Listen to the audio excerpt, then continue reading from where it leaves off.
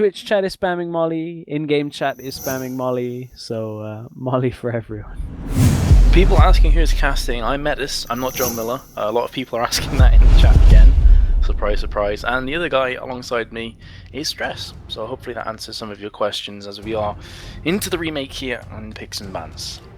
You could be like an alter ego. You could be like the nickname that Joe doesn't have. So it's actually like Joe Metas Miller or Joe Vince Metas Hill Miller rather Joe, than don't call me Joe Miller. Metis Joe Miller. Oh dear. The funny thing is, to a lot of people from the UK, there's like a different regional accent. So to me, you don't sound that much like Joe Miller. As big a compliment as it is for people to say you do, to me you actually don't. So it's kind of weird.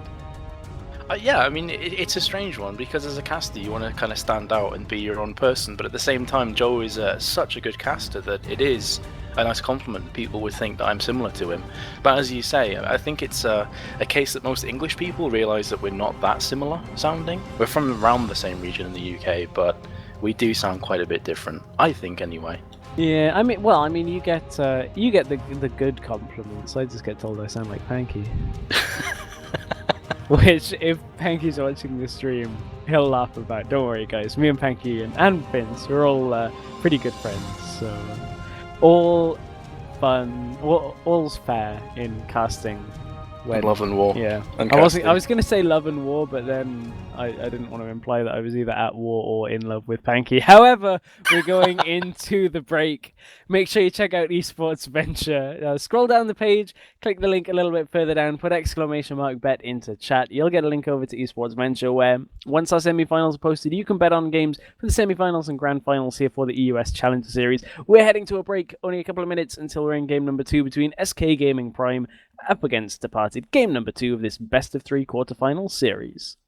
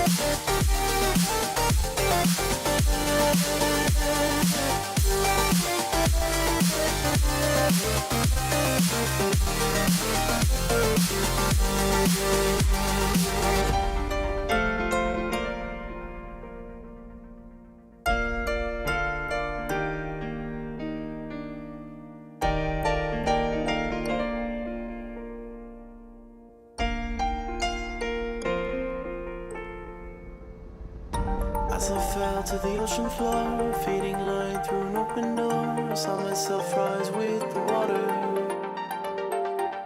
They thought they could keep me down, hold their breath and watch me drown, but all they did was push me higher. We don't care what they say, we will be here all day. We'll stay till it's over, till the world's out of sight. We will stand, we will fight, it's not over till it's over. Through the nights in the rain, through the time and the pain, we stand, we'll never fall. And then at the end of it all, we will win, we will chant, it's not over till it's over.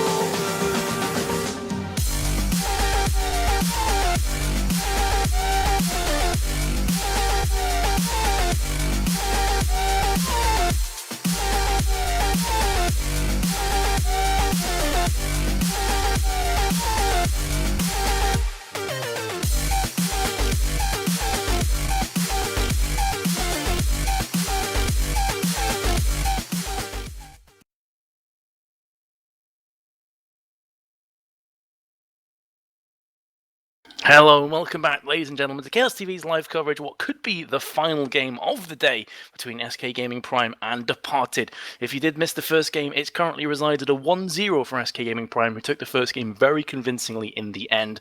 As you can see, they'll be on the Rift. I'm at this jump by Stress. I'm looking forward to this game, I've got to say. I am, yeah, and it's one of those weird game ones that we had where everything goes really, really slowly, and then Exile gets a kill and it just explodes. And then SK win and force out a surrender when Exile goes legendary and kind of just like rolls over everything as Yasuo. So I kind of hope we see a bit closer a game this time around. I would have to say that I don't view Rihanna being as snowbally as Yasuo is. So I think even if Exile does get a lot of kills, it's harder to kind of just jump in and mullet everybody, because you have to kind of get them closed in your shockwave, and most players at this level will be able to get themselves out of that proximity. Yeah, I completely agree with that. Orianna's not the kind of snowball champion, more of that utility damage base that, is kind of the lines that Lulu kind of is viable along. The fact that you have good laning phase, not too many matchups go against you, and you can farm up pretty handily. And actually, there's going to be a lane swap here. Looks like they want to pressure out that Renekton.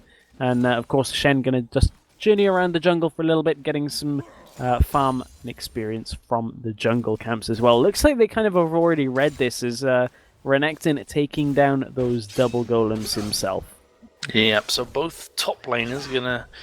Well, I say top laners, both the solo laners are going to be trying to get themselves up towards the level 2 mark, but interesting enough, Babunia was not able to take down the big Wraith there. So he's going to be recalling to spawn with no experience at all under his belt. Oh, that's not a good start for Babunia. That's really not good.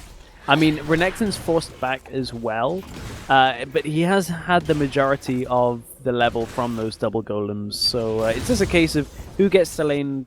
Well, it's not even a case of who gets to lane first. It's just a case of who can push faster, to be honest. And Caitlyn tends to be the king of pushing. Or queen, Renekton... sorry. It would be interesting for it to be a king.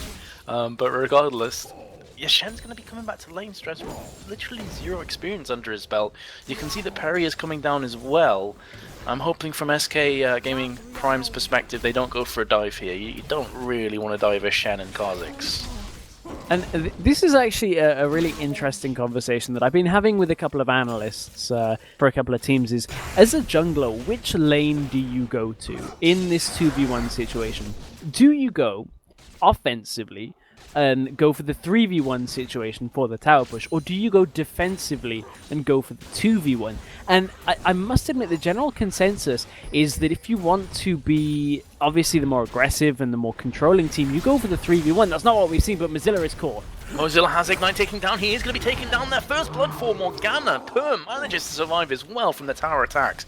That is huge. So we're talking about Shen being behind an experience. Well, that's not the case anymore. Renekton finds himself dead. And here's the thing. Kikis Kazakhs had gone up for that 3v1, they may have been in a situation there where they could have been even better at pushing this turret down. As it stands, they're going to be pushing this very quickly. They've already got down below half health, but it's kind of even with the bottom lane. Here comes a 3v1 in bottom.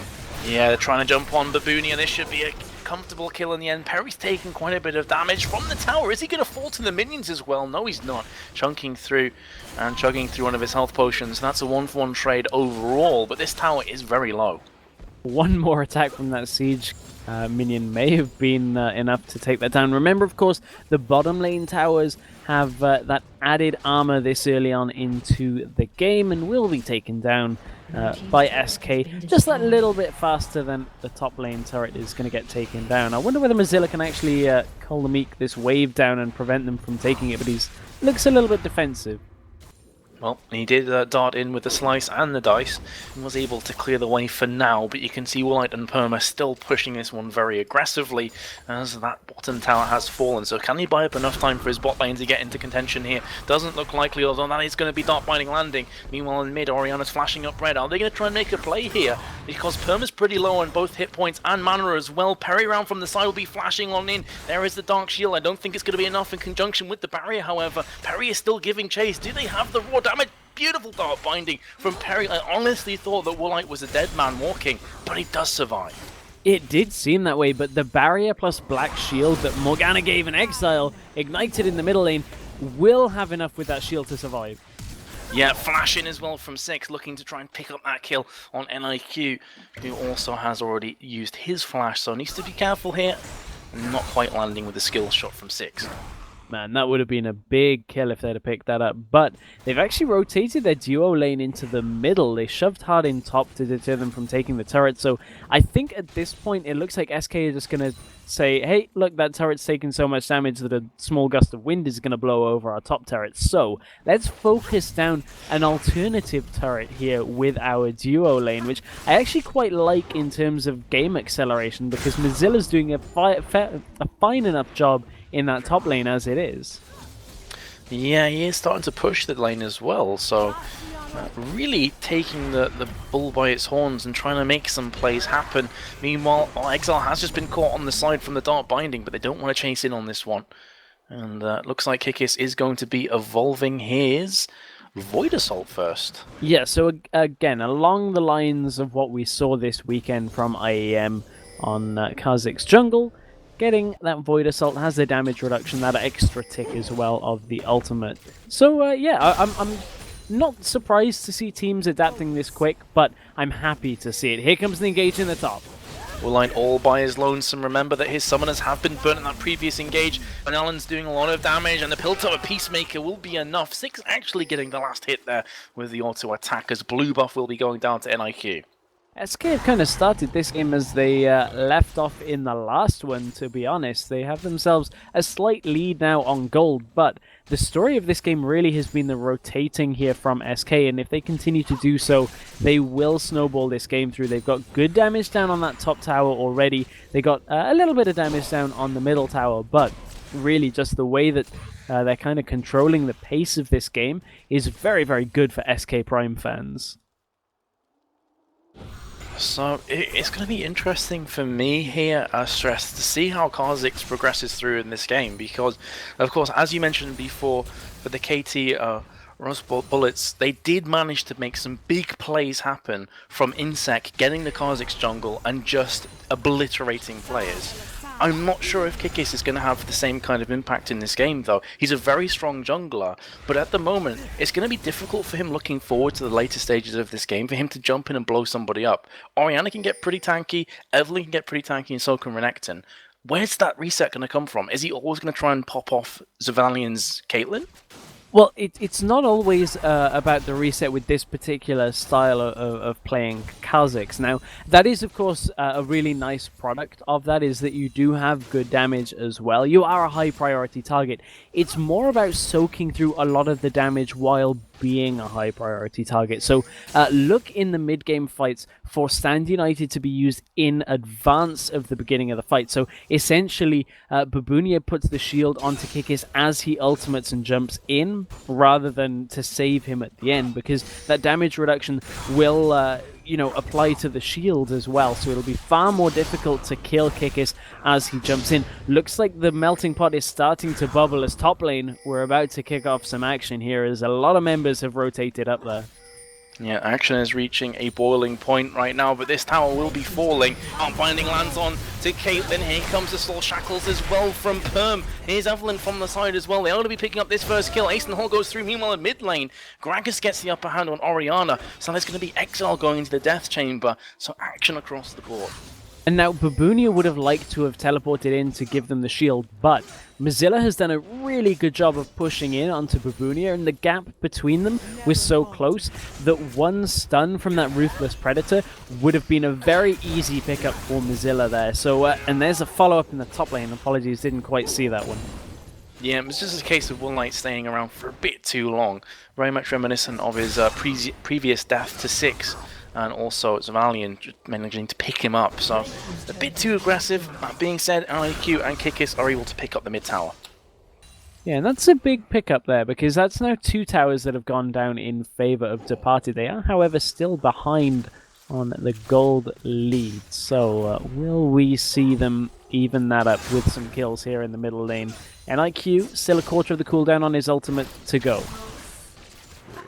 Yep, Vandalin and also Exile are pushing mid, but unbeknownst to them, Kikis is coming around from the backside. Here we go. Does he have the raw damage outburst to take this kill down? He does seem to have that. He actually forced the flash away. Will be following with a flash of his own. Now Vandalin in the middle of a 3-man cluster. He has been forced to flash himself and will be kept alive from 6 as well. But they still get that kill on Exile.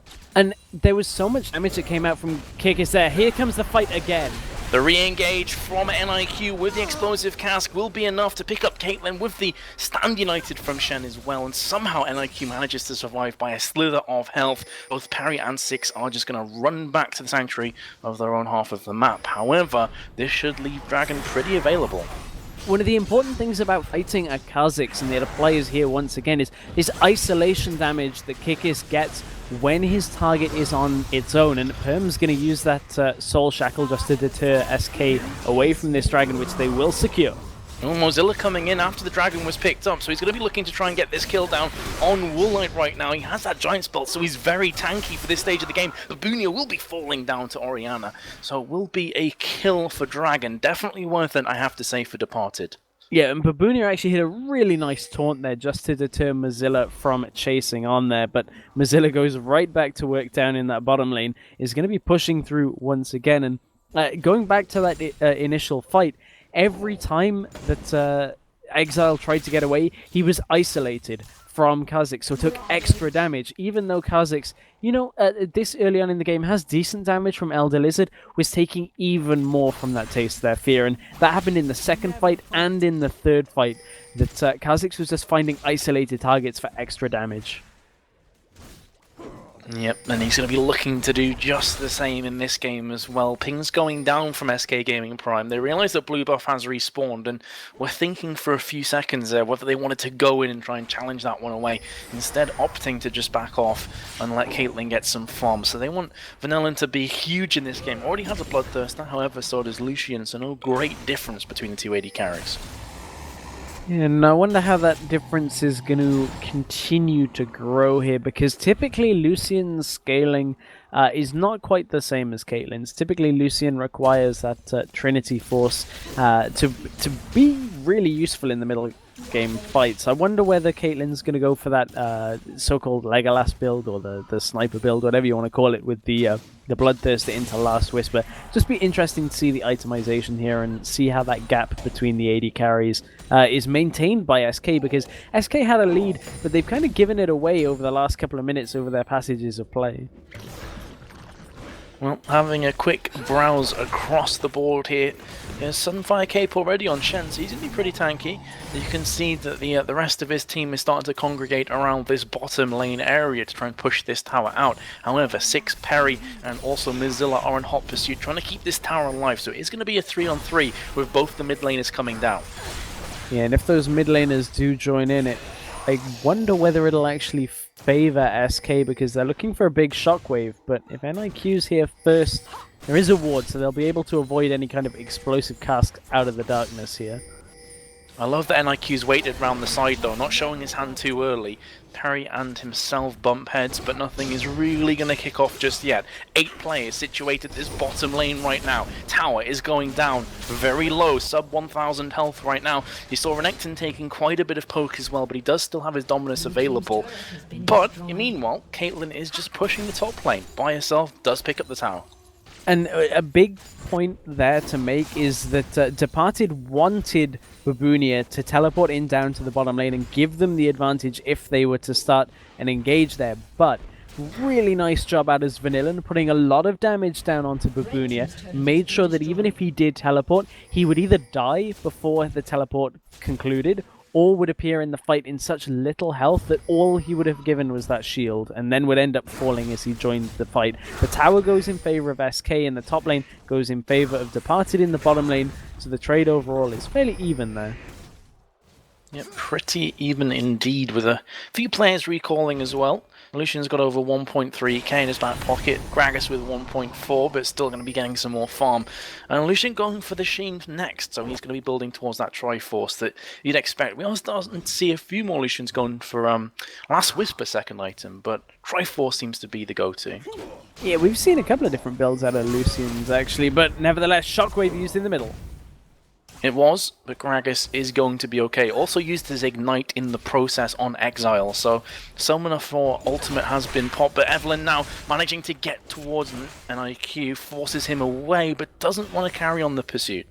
Yeah, doesn't really want to take a body slam there or extra damage from any barrels, so I think that was kind of smart there from Perry, just to be making Gragas aware that he is there, just so that he can't really do too much, but just keeping him in check. So, Dragon is coming up relatively shortly, Stress. It's going to be interesting to see which of these teams tries to make the first move on it, though. With Shen being at top lane, of course, one of the perks of playing Shen is you don't need a teleport, because his Stand United will do that all by itself. So he can afford to split push for a little while longer, while that Dragon is respawning. Yeah, and he has a Sunfire Cape now as well, so that's really good for split pushing. I wonder whether they'll go full split push Shen mode and pick up... I've seen Static Shiv being picked up on Shen as a second or third item a couple of times. Saw it a couple of weeks ago. Unfortunately, I can't remember exactly which top laner it was that did that, but it's an option. It of course doesn't make Shen quite as tanky, but his split push is considerably more effective than it would be without it. But nevertheless, he's going to push that up in the top lane. And that gives them a little bit more dragon control, because the fight looks like they're about to start it. Yeah, here comes Kickers from the side trying to burst down Perry, but there's so much shielding coming on right now from Karma. It will not be enough, actually, to keep her alive. Six is now second in line in the firing range. Exile's being chased down from both Woolite and also Babunia, turning this one back around. Renekton is huge, able to secure the kill back on Kickis, but he's very low on hit points right now. Vanillan trying his best in the back lines to make something happen. Ace in the hole coming through, but it will be blocked out from NIQ, and he gets the kill as well. Awesome play from NIQ, I should say, from the mid lane. Oh, I was going to GG. say, I didn't realize this is NIP, but that was a really nice fight by Departed. They secured the kills that they needed. They, again, isolated them. SK isolated themselves. Perry stayed alone the entire time against Kickis, and it just meant that Kickis got extra damage, and right now, Perry doesn't have a lot to protect against Kha'Zix, so ended up getting shredded through very quickly. That's a Dragon going over to Departed, as SK, again, letting this one kind of slip away after they had a bit of a lead. The chat cracking me up. Awesome play from Deficio of NIP. GG. Today I learned that NIQ plays for NIP. That would be a mouthful, actually. But of course I'm glad it he was. doesn't. Yeah. Just for the acronym. That would be so difficulty. horrible to try and cast. Although I managed to derp it anyway, so what do you know? He plays for Departed. That is the team that he is currently playing for in the middle lane. But either way, not to take anything away from that play he just made, that was awesome. Like, he actually body slammed into the ace in the hole to keep Warlight alive. It looked like that. Just to say, he forced the flash from Svanillan, which cancelled the animation at the very, very end of the ace in the hole channel. So yeah, he body slammed in right at the end of the animation, forced Svanillan to cancel that. So just in case anybody, because I know there's always somebody that's watching the ultimate timers and is like, well, actually, just having you back there on that one, Vince. Thank you. I appreciate it, Stress.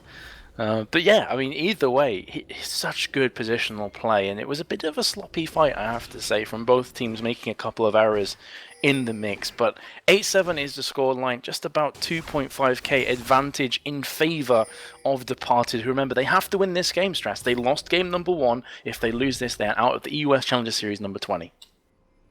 Yeah, that would not be good for Departed if they wanted to progress, but they have themselves the lead. That is something that they do have right now, and they have themselves a fairly strong Gragas as well. Athene's Unholy Grail alongside a Rabadon's Death Cap, and they might have found Kikis, although he should get away from this one.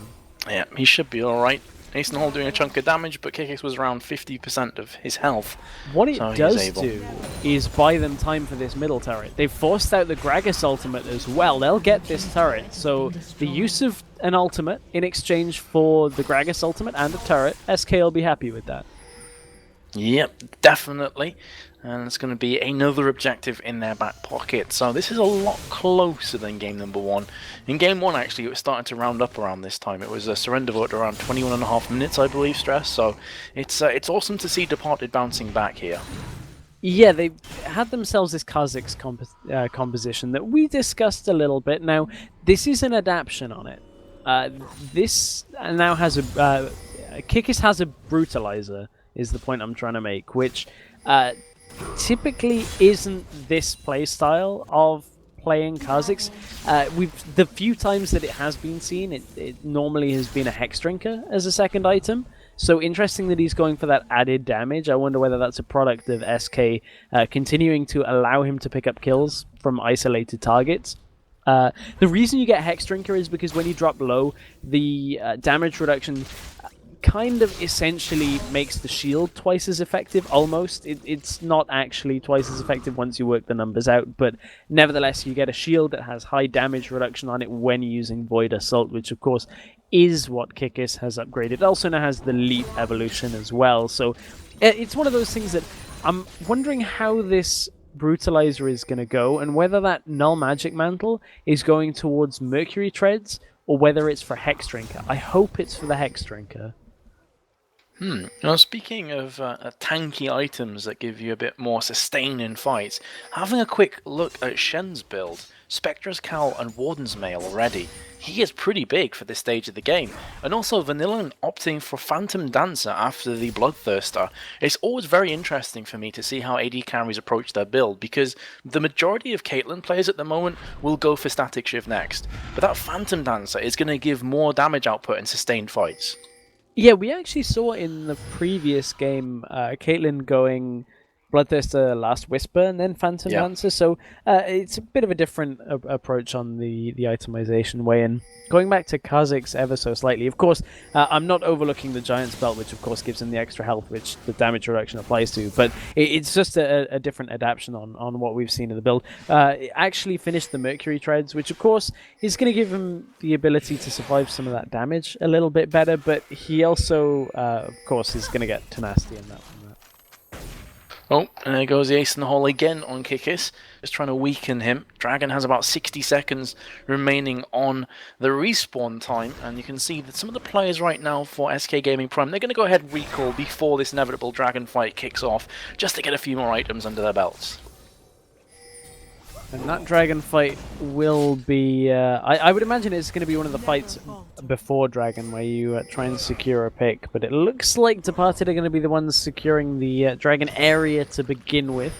We'll see how SK answer that back. But if they can get a pick, it'll mean a dragon, and a dragon here would go a little bit more of the way to keeping themselves having this lead. We've seen SK fight back multiple times from being behind, but Perry once again isolated, and Kikis forces the flash out of him. Yeah, that is the danger of playing against the Kazakhs, that if you are caught by yourself, there's so much burst damage that's going to be following it up. So without Perry having the flash here, this could be a pretty precarious time to go for the dragon, because he's not going to be able to like go in, try and steal it, and flash away. And that could actually keep SK Gaming Prime away from this one. Shen is still split pushing top. He has Stand United available for him. Kikis goes back in again on Perry, who's being chunked down below 50% of his hit points. They've just got to be careful they don't give too much away here to fight over this dragon, because somebody actually pinged up the top there, and you can see Shen once again split pushing in towards the turret, and there's not a lot SK can do to stop that. Their option is to force him to come out of the lane with a fight here. It looks like they're going to start the dragon off. Dark Blinding doesn't hit anybody, and it's just kind of one of those back and forth looking for the crowd control to land to begin this. Here comes a shockwave, lands on both Kikis and Woolite as well. The dragon has gone down from Perry, and now here comes the Stand United from Baboon. He lands on top of a trap, however. Explosive cast from Gragas does loads of damage, knocks Perry back into the fray. He will be falling first from Woolite, and now they're going to try and chase down with the culling, forcing the flash away there, and the slice and dice as well. Baboonia soaking up the damage from Vanillan. Here comes the re-engage right now from Departed. Caitlyn picks up the kill on Kikis. Flash torn from Shen will land on Vanillan, and the kill is secured from Woolite. So overall, it's a 2-for-1 with the dragon going down to SK Gaming Prime. So the dragon went to SK during that, as you said. Right at the beginning of that, the shockwave looked like it hit, but Black Shield from Perm meant that they didn't get as much damage or the disruption that they really wanted from that. Overall, it was a 2-for-1 with that dragon, but this tower will be the difference maker between that exchange there. That will end up going in favor of Departed after that tower goes down, but their gold lead is 3,000 for now. We'll see whether that continues to grow or not, but SK are on the hunt here, even though they don't have a Sivir. Yep, they're only backing away though, and some more pings on mid. How much damage did Chen do at top lane? Well, he actually chunked it pretty significantly, just over 1,000 health remaining on that top tower. So not only did they manage to get a couple kills, but Shen's done serious damage to that top lane. Yeah, they have done a lot of damage to that. Perry's going to get the kill, easy kill onto Perm. Wow, okay, and it could actually turn into 2 kills. Baboonia is being chased down by both Perry and Mozilla. They're going deep though. Woolite from the side. It's going to be double kill, could turn into a triple kill now, as Woolite may actually be punished for his helping of his teammates, and it's going to be a shutdown. 3 kills out of nowhere, and I have to say, Stress, kind of needless deaths as well. But needed for SK. They needed that kind of pickup, and now they're going to get another tower. This will bring the gold to within about 500 or 600, I believe. It's a little bit close to 1,000, but it's still, never do maths on stream.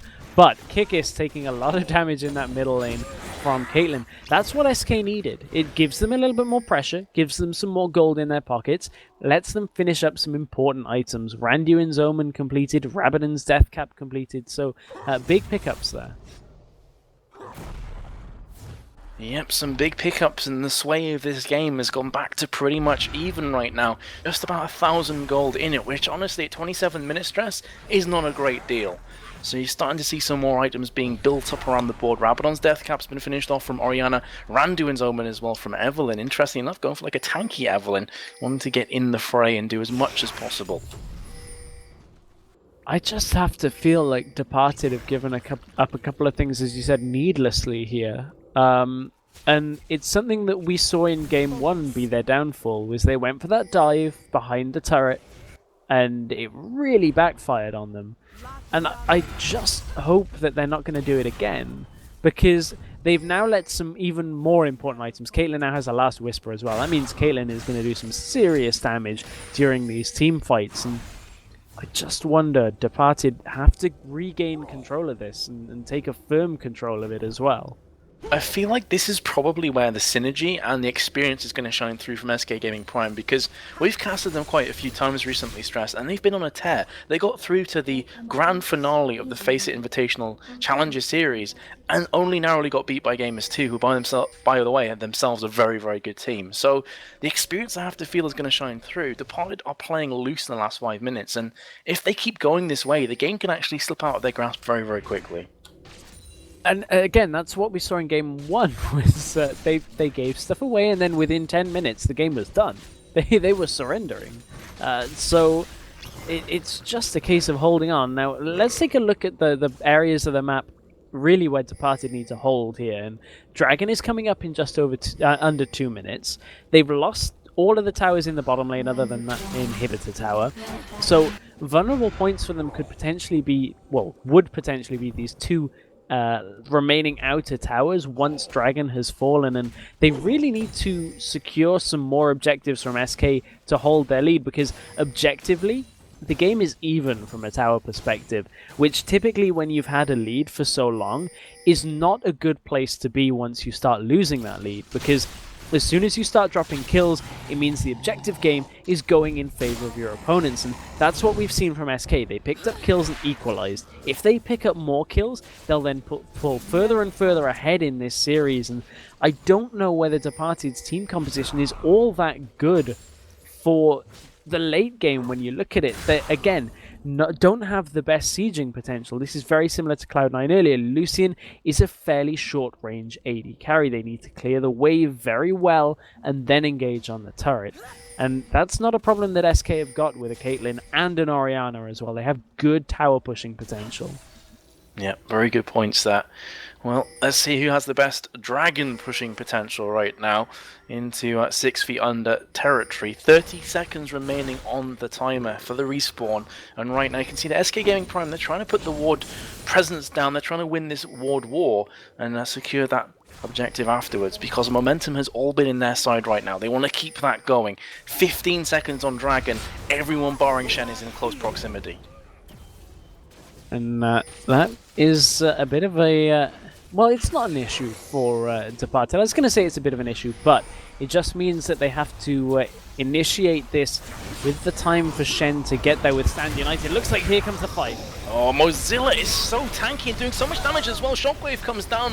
That will be Morgana falling. Perry's taking quite a bit of damage. Explosive cast from the backside, though, is going to smash everybody on the opposition. Kha'Zix picks up a double kill. Looking for his triple. Indeed gets it. Gets the reset on his leap as well. Does manage to slow down Perry. Can he get his quadra? There's the Randuins and the speed up from Perry as well. So he's going to be running away. Will be slowed again. LIQ coming around from the side, forcing the flash away. Leap again coming in for Kickers. This looks like it should be a secured kill any second now. He's been isolated, and Woolite coming round from the side. This is the longest chase, but they should be picking up this kill. In fact, they're like, nope, we don't really care too much about Evelyn right now. Let's just go for the Baron instead.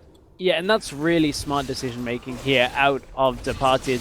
They could have looked to have taken down the Dragon after taking down the fights, but much better for them to take down Baron instead, especially after Eve led the chase all the way up to that area, essentially giving them the time to do it. That is what Departed needed to take control of this game. They needed that massive explosive cast out from NIQ to really just shred through the damage dealers from SK. They got it, they've secured the Baron, and now they'll look to secure some more turrets and potentially even the Dragon, but SK are answering. This could be precarious. 6 has been caught here. Will use a Mikhail's Crucible on himself, but this is going to now allow Mozilla to turn this one back around and try and make some plays happen. Shockwave comes in again, very deja vu-esque from the previous fight where it's used to just kill Morgana. However, they will be bouncing back on Orianna, so 1-4 trade, but that's a mid laner for support. And again, Departed are going to be fairly happy with that outcome. Kickers just used the last charge of Void Assault there. I just caught the end of the animation. I was a little bit confused. I thought it was the first charge, but it was in fact the last. They're going to take down the Dragon as well. So their gold lead now extends to nearly 7,000 gold. And considering it was 1,000 about a minute and a half ago, that's a good re-establishment of the lead there by Departed. I'd also like to draw attention as well to that previous fight there, Stress. Not where it was a 1-for-1 trade, but the big team fight kicking off that ended up in being a Baron. That Gragas ultimate was sublime. It just crushed the entirety of SK Gaming Prime and completely deformed their approach as well. It knocked everyone into opposite directions, and then they just easily picked off one player at a time. And I saw people just get deleted from that fight. Yeah. And the same happened again when with NIQ using the ultimate on Exile. They've got to be careful because we mentioned it when it was at Athene's Rabadons. And it's a jump forward out of Kikis, and I'm not sure that's what they want to be doing right now. That's ballsy, and these are the kind of plays we're talking about before. That being said, NIQ goes back in. Perry does get caught from the very edge of that Dark Binding, is eating quite a lot of damage from the culling, but it's not enough to push them back for now. And now they look to push down this turret. They've got good damage, so it means they're able to push up towards this turret. But you can see how close Woliter has to sit and takes a lot of damage from the command attack and command dissonance. But Svenillin's heading back to the base, actually. But this is the difficult time for Departed. They have the lead. Wow, that damage again with the explosive cask. They need to get an inhibitor turret, and they are the difficult ones to take. They certainly are. These are the kind of moments where if you make a wrong step, everything can go wrong. So again, Departed need to be careful here. You do have game-changing champions on the side of SK Gaming Prime here. If a shockwave lands and lands on the right players, it could definitely spell doom. But as you say, in previous fights, done a nice job of actually locking off Woliter, who's been caught completely with his pants down. It's almost as if SK Gaming Prime were hearing what I was saying, and now they're going to re-engage off the back of this. Baboonia is going to fall as well. My goodness, Departed have thrown away an awesome lead that they had, and now SK Gaming can push right down the middle. Yeah, now it's just a chase from middle lane, and the game plan was interrupted by SK Prime there. Really nice zoning out by Mozilla, held the three members of Departed up in the top side of the jungle, and the Stand United was forced out onto Woliter, and that meant that there was no Stand United available to go onto Kikis and lead that fight. So SK, from the jaws of defeat, are actually going to be able to take a turret from that one and stem some of this pressure and last out some more of the Baron buff, because don't forget, that was a Baron buffed up Departed. I don't want to be too critical of Woolite there, but I'm not too sure what he was planning on doing. Like, he was completely caught by himself. And I was saying at the time, SK Gaming Prime have champions that can change fights if you give them an opportunity, and that's exactly what Exile did. He saw the opportunity, he popped down the shockwave, and well, the rest of that fight is history. I'm very surprised that Woolite was taking such a on-point position as an AD carry.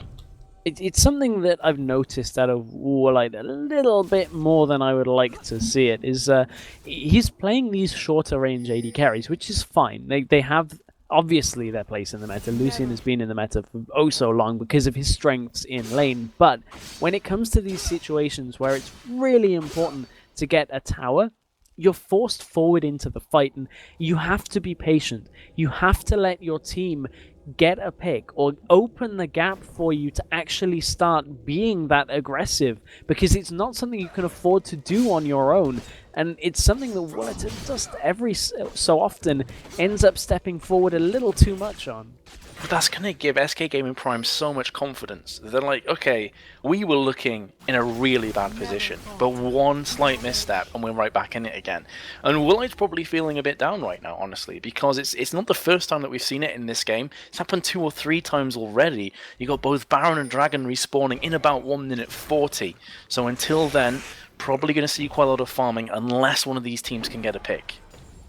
For SK now, it's just tuck your knees in and turtle up for a little bit, because we've already lasted their Baron out, so all we got to do is wait for them to be over aggressive once again, and they know that Stand United is just coming off cooldown. There it is, available once again.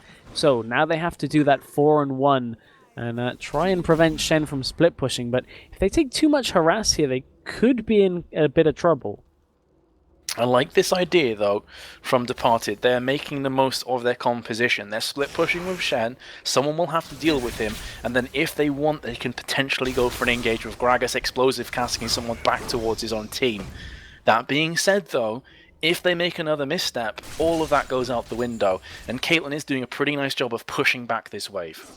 Yeah, they're sending Caitlyn. She can push the wave out and also deal some damage to Shen. Now, they've already realized that it's Caitlyn that is going to be really fighting Shen for the most part. So you can see Shen has the Thornmail, and SK are actually a little far up here on the defensive. I never like to see a defensive team push that far out, but they do have a couple of wards around to see the members of SK. But looks like that push isn't really going to come to anything.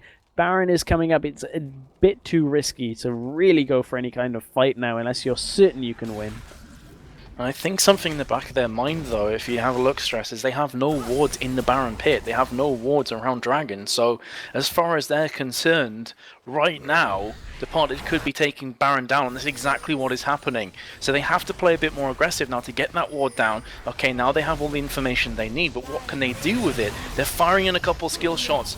Are they going to be able to steal this one away? No, they're not. Actually, Gragas takes down the Baron. That was so close. Shockwave does come in, though. Can they manage to do enough damage off this one? Vanilla is being chased down from Kickers. Stanley United as well, culling from the side. It's going to be enough. Exile should be going down next. Will be flashing away, but there's the leap and the flash as well from Baboonia to keep chasing that one down. 3 for 0, in fact 4 for 0 as the double kill comes in from Gragas. Only Renekton remains. All 5 players are remaining on a very high hit points and the Baron buff.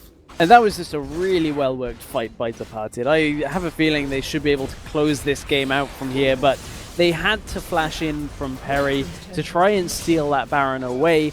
That's the inhibitor going down in favor of Departed. And as you said, high health means that SK aren't going to last this one out any longer. They're going to surrender this one out and head to game number 3 of this series.